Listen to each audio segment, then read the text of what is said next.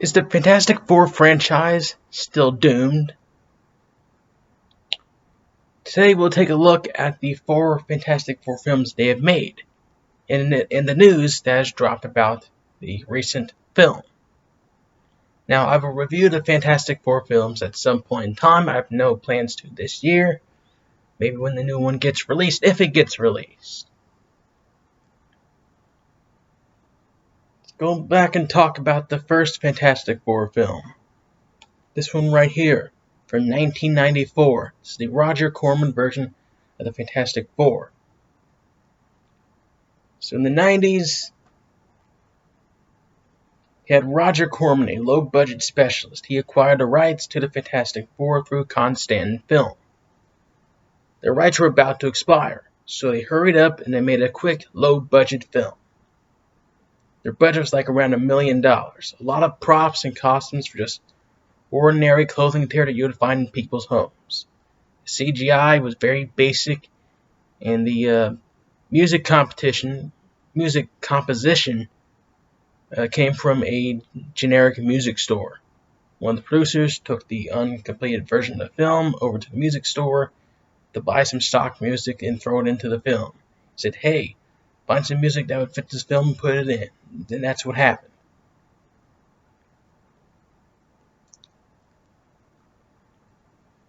As the movie was being set for release, the film was also marketing and promoting at the time. The actors were sent a cease and desist order, and the film was eventually pulled.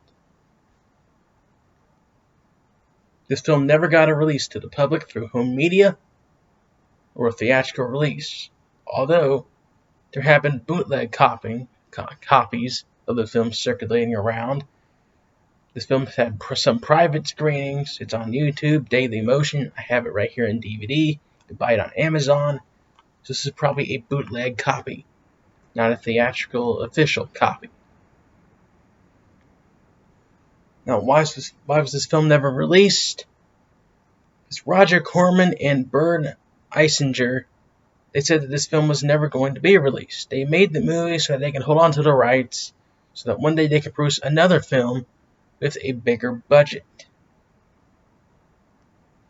And that happened to be these films right here.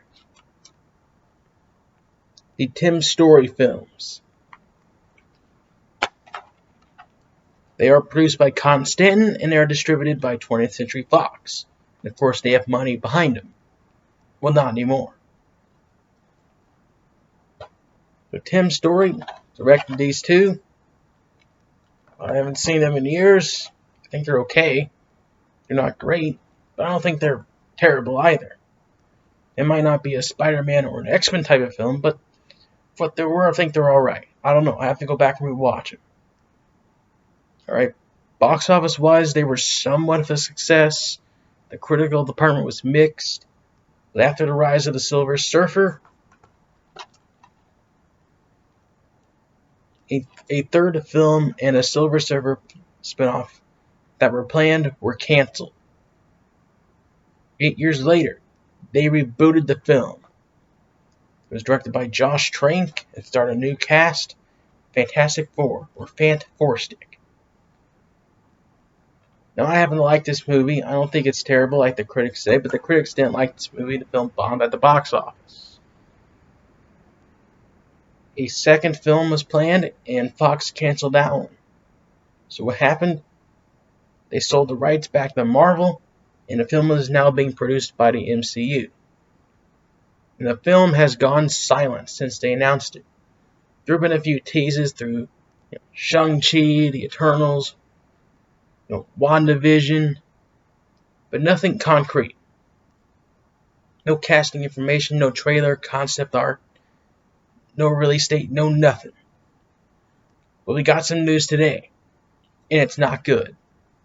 The director of the Fantastic Four film, John Watts, has departed from the project. Kevin Feige said collaborating with John Watts in the Spider-Man trilogy has been a true pleasure. We were looking forward to continuing our work with him to bring the Fantastic Four into the MCU. But we understand and we are supportive of his reasons for stepping away. We are optimistic that he will have the opportunity to work together again at some point in time. John Watts said that making 3 Spider-Man films was an incredible and life-changing experience. I am eternally grateful to have been a part of the Marvel Cinematic Universe for 7 years. I'm hopeful we'll work together again. I can't wait to see the amazing vision for Fantastic Four to be brought to life.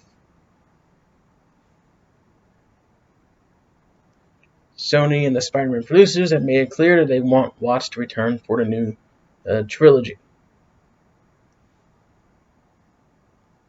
My thoughts on this. I think Watts is taking a break. I mean, these Spider-Man films, they've cost a lot of money, they've made a lot of money, and they cost a lot of energy and time. So Watts is a busy man. And I also heard he's producing Final Destination, which is also a big franchise. For him to tackle on Fantastic Four in such a small period of time, that's difficult. At the same time, this is not good news for Fantastic Four. Are they doomed? Do plans for this film even exist? Will the film get pulled from the schedule? I think about a year ago, I posted the MCU's film lineup. I said I wasn't that excited for it, and I am.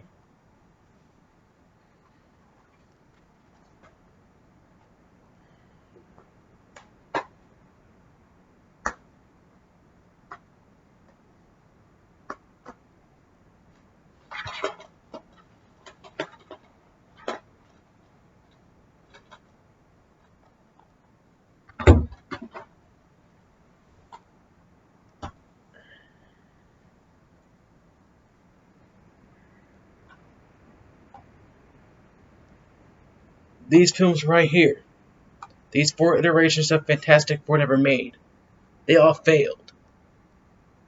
Now, I don't hate all of them, but a lot of the critics do. And they failed at the box office. Why should I want to see a 5th iteration?